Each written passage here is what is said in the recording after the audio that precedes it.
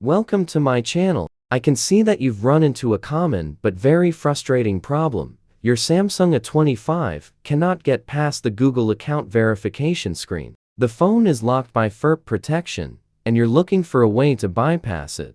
An important condition is that you want to do it without using a computer.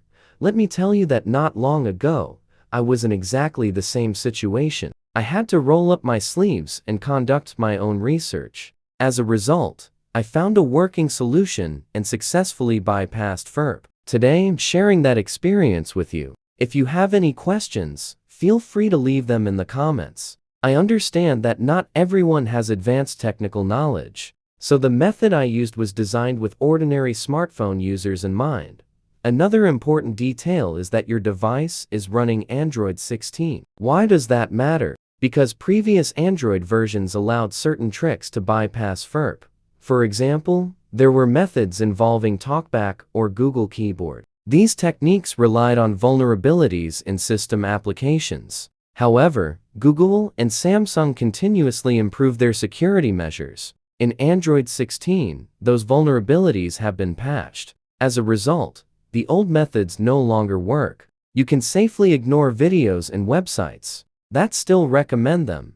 The main obstacle is a security feature that prevents applications installed from third-party sources outside the Google Play Store from obtaining system-level permissions. This architectural change makes all of the old manual methods ineffective. Now, regarding the solution, I used the free Chinese AI assistant DeepSeek. I chose DeepSeek because other AI assistants, including ChatGPT, have restrictions on providing instructions for bypassing FRP. These restrictions are part of their developers' policies. DeepSeek does not have the same limitations. I sent it a request such as, "How do I bypass FRP on a Samsung model?" It suggested several possible approaches. I selected the one that seemed most suitable and asked for a step-by-step guide. DeepSeek then provided detailed instructions. I followed the steps carefully. Whenever I encountered an error or something didn't match the instructions, I sent a screenshot to DeepSeek, and it provided additional guidance and corrections. Why don't I record a video demonstrating the process? Because Samsung quickly patches newly discovered vulnerabilities. A method that works today may stop working within a month.